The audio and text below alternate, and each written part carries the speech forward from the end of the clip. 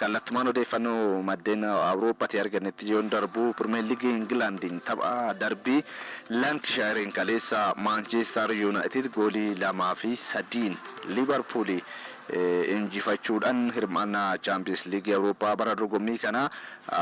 ifatti dursee mirkaneeffateera. Manchester United tapha cimaa torbee kanaa jedhamuudhaan Old Trafforditti Manchester United Liverpool waliin taphatee 3-2 kan inni injifate. Tapha kana egaa boqonnaa dura Manchester United olaantummaa fudhatee taphataadha kan inni ture. Daqiiqaa 6 irratti Matthias Cunha goolii itti Manchester United dursuuf kan inni galchee. Daqiiqaa 14 irratti ammoo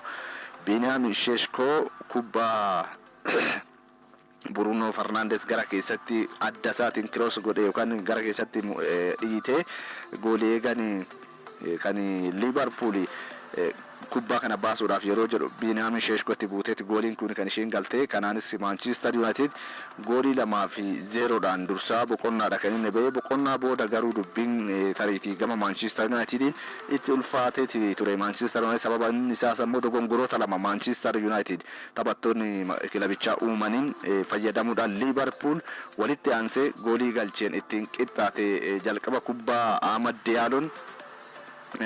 sarara gidduu kootiitti Casemiroodhaaf kennuudhaaf yaale gidduu keessatti odoo isaan lamaan gidduudhaan Dominic Szoboszlai kubbaa kana argatee kubbaa kana ummatuma isaatii qabatee taphattoota sarara ittisaa Manchester United bira darbuudhaan goolii kana kan ittiin galchee 1-2 ta'anii sanaan boodas keessumattuu dargaggeessi Aiden Heaven goolii sarara peenaalitiidha keessatti goolii egaa Seeni Leemansiif kubbaa inni kenne ammoo Leemans dhiibbaa keessa ta'eeti kubbaa kanas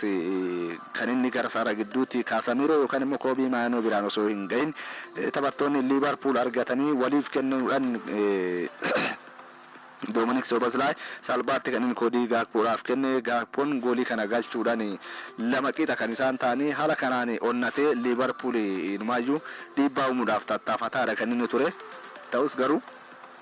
dhiibbaa kanaan Liverpool humni Manchester United waliin kaleessa morkachuuf qabe sara fuulduraa irratti taphattoonni murteessoo ta'an Mohamed Salah akkasuma Alexander Isak dabalatee miidhamaan hin turre. Kana keessatti egaa dhiibbaa kana uumanii goolii carraa argata itti fayyadamuu hin dandeenye. Daqiiqaa 77 irratti kubbaa Alexis McAllister ofirraa gara alaatti yookaan fageessuudhaaf inni yaale Kobii Maayinoon kubbaa kana argate. Kubbaan kun goolii kana fageenya irraa kan inni galche. Taphataan dargaggeessi kun kanaanis goolii inni galcheen 3-2 Manchester United Liverpool injifatee hirmaannaa Champions League Awurooppaa bara dorgommii 2026-27 Old Trafford dirree shaampiyoonii Awurooppaadhaatti taphatamu ta'uusaa kan itti mirkaneeffatanidha. Kanas egaa erga bara 2015-16 asammoo Manchester United yeroo jalqabaatiif dhaqaa galaan dirreen ala Liverpool irratti injifannoo galmeessuudhaan kan Michael Carrick jalatti seenaa hojjete Liverpool ture bara darbe. Arne Slot dhaqaa galaan Old Trafford fi Anfielditti Manchester United kan inni injifate haaloo sana ba'eefii jira Michael Carrick bara dorgommii kana. Amma Liverpool kana booda hirmaannaa Champions League Awurooppaa argachuudhaaf qabxii 4 kan isa barbaachisu. Manchester United bara kana kilaboota jajjaboodhaaf qormata ta'uusaa bara dorgommii kan ifatti keessumattuu Michael Carrick jalatti kan ittiin mirkaneessedha. Kilaboota jajjaboo bara dorgommii kana sadarkaa tokkooti hanga 5ffaa warra jiran hundumasaa Manchester United injifateera Premier League Englandin jechuudha. Manchester City, Liverpool, Chelsea, Arsenal, Aston Villa tariitii sadarkaa warra tokko hanga 5 keessa jiraachuu baatus Tottenhamis hunduma isaaniiti Michael Carrick jalatti Manchester United kan injifate. Kunis hangam gareewwan jajjaboodhaaf xiinsammuu injifannoo qabaachuu kilabichi akka horate kan ittiin agarsiisa. Tapha kaleessaa kanaan Manchester United tariitii erga amajjiiti as taphoota 14 Premier Leagueedhaan kilabicha durseera. Michael Carrick kana keessaa 10 injifachuudhaan lamaan qixa ba'ee lamaan qofa kan inni mo'ate qabxii 32 Manchester United argate jechuudha. Michael Carrick jalatti hangam qabxii olaanaa akka ta'e kan ifatti agarsiisedha. Taphicha booda Michael Carrick waa'ee turmaata hojii isaanii gaafatamee baay'ee akka isa yaaddessine kan inni dubbate. Garuu sochii tapha dirree keessatti agarsiisanitti baay'ee akka gammadee kanaaf ammoo hojiin akka gareetitti miseensota leenjistoota taphattoonni akka taphattoota dirree keessatti hojjetan injifannoodhaaf akka isaan geessise kan inni dubbatee turmaata isaatiin hojii hojjechaa jirutti gammachuu akka qabu kan dubbatee baay'een itti boona waan hojjechaa jiru jaaladheen hojjechaa jira kan dhufus kan wanti dhufu hundumtuu ammoo gaaris ta'uu baatu fudhachuudhaaf qophiidha yaada jedhuudha xiinxaltoonni kubbaa miilaa baay'een taphattoonni duraanii Manchester United dabalatee tapha kanaan dura Liverpool yoo injifate leenjisaa dhaabbii ta'uun qacaramuu qaba yaada jedhuudha ammatti garuu Manchester United waa'ee kana homaa hin dubbanne tapha kanaan dura dursee sa'aatii 2 gara dirree seenaa kan ture leenjisaan duraanii Manchester United Sir Alex Ferguson namoota hedduu waliin suuraa kaadha kan inni ture garuu dirree gara istaadiyeemii seenee of wallaalee kufuudhaan dhukkubsatee gara hospitaalaatti kan inni fuudhame leenjisaan seena qabee kun jechuudha tapha kana daawwachuudhaaf kan inni ture tapha kanaan injifannee isaaf akka kennaatti kenna yaada jedhuudha leenjisichi kan dubbatee erga hospitaala garuu fooyya'ee amma inumaayyuu carraan gara mana isaa deebi'uudhaaf qabu olaanaa jedhameera leenjisaan ganna 84 kun waggoota 27 Manchester United leenjisanii waancaa Premier League England nama kilabicha faayanidha sadarkaa Awuroopaatti Manchester United morkataa kan qabne leenjisaa taasisanidha kaleessa dirree keessatti dhukkubsatanii hospitaala kan isaan ittiin seenanii Manchester United garuu injifannoodhaan bahuu isaatiin tarii kennaasaaf taasiseera jechuudhaan Michael Carrick kan dubbate tapha biraatiin Tottenham goolii 2-1 Aston Villa injifatee sadarkaa gadii keessaa baheera Roberto De Zerbiin kilabicha xiinsammuu injifannootti akka deebisan keessumattuu ilaalchonni dadhabina qaban hamootaan nageetifa warri ta'an kilabicha keessa xiinsammuu taphattoota keessa bahuu qabu yaada jedhu kan isaan dubbataa turanii kanaanis kaleessa yeroo lammaffaa walitti aansanii injifannoo lammaffaa kan isaan galmeessanii dursee torbe 29 Wolves injifachuu isaanii yaadatama Conor Gallagher Atletico Madrid irraa Tottenham mallatteesse goolii jalqabaa isaati kan inni galche daqiiqaa 12 irratti sanaan booda Richarlison daqiiqaa 25 irratti goolii galche Tottenham 2-1 injifateera Imi Bundeada daqiiqaa 95 irratti goolii kan galche takkitti jechuudha Aston Villa fi Aston Villa taphattoota torba teessoo jirra taasisee teechiseera tapha kanaan liigii Awurooppaatiin Nottingham Forest waliin waan qabaniif jechuudha amma Tottenham qabxii 37 gaatee sadarkaa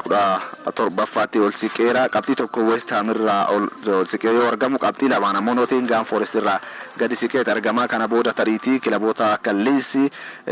Everton fi Chelsea waliin kan inni taphatu qormaata kana kan darboote carraan inni Premier League keessa turuudhaaf qabu arkuma isaaniiti kan inni jiru jechuudha tapha biraatiin Bournemouth 3-0 Crystal Palace injifateera har'a Manchester City Everton waliin yoo taphate garaagarummaa Arsenal waliin qabu qabxii 3tti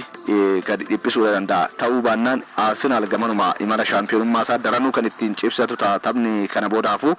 Arsenal 3 Manchester City dhaaf taphoota 4tu hafaa waan ta'eef Everton tariitii Manchester City dhaaf kilaba qormaata ta'e sochiin taphaa isaanii dorgommii Awurooppaa argachuuf yoo xinnaate waan ta'eef tapharraa kanaanii Chelsea Nottingham Forest waliin kan inni taphatu Premier League England kana sanbata Arsenal goolii 3-0 Fulham injifachuu isaanii yaadatama Victor Gyökeres goolii 2 Bukayo Saka goolii tokko kan inni galche tapha kanaanii amma garaagarummaa qabxii 6 Manchester City caalee liigicha dursaa jira Arsenal garaagarummaa gooliitiinis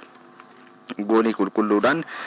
Manchester City irraa goolii 4 ol siqee argama goolii qulqulluu 41 gaateera Arsenal zaggaan arsega taphoota hafaniin goolii dabalataa galchee qabxii hunduma argatee shaampiyoonii ta'uudhaaf waggoota 22 booda Mikel Arteta jalatti kan ittiin abdate sochiin taphaadhaan gaddaas waa hunduma ifatti kan agarsiise Arsenal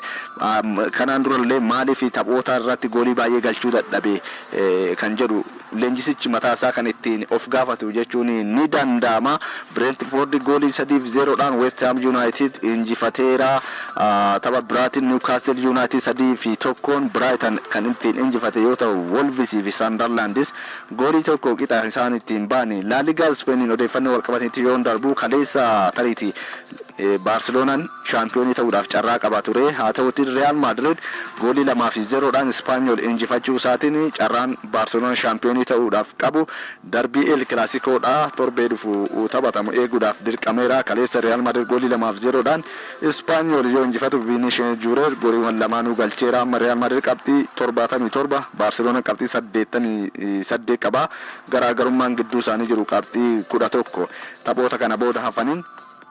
keessumattuu darbii El Clasico kan injifatu yoo ta'e Baarseloonaan shaampiyoonii laa liigaa Ispeen ta'uusaa ifatti ittiin mirkaneeffatu ta'a. Baarseloona sanbata taphate 2-1 Osasuna kan ittiin injifate Roberto Lewandowski fi Ferran Torres goolii galchaniini. Atletico Madrid sanbata injifateera. Kana alatti Atletic Bilbaonis Villarrealis injifachuudhaan dorgommii Awurooppaa argachuudhaaf carraa isaanii kan ittiin cibsatan. Inter Milaan ammoo shaampiyoonii Serie A Itilii ta'uusaa mirkaneeffateera. Torbee 35ffaadhaan kaleessa Serie A Itilii taphatameen Inter Milaan goolii 2-0dhaan Parma injifateera. Kanaanis osoo taphoonni 3 hafanuu waancaa 23ffaa Serie A Itilii kan inni injifachuusaa ittiin mirkaneeffate. Marcus Thuram fi Henrik Mkhitaryan gooliiwwan lamaan injifannoo kan Inter Milaan galchaniiru.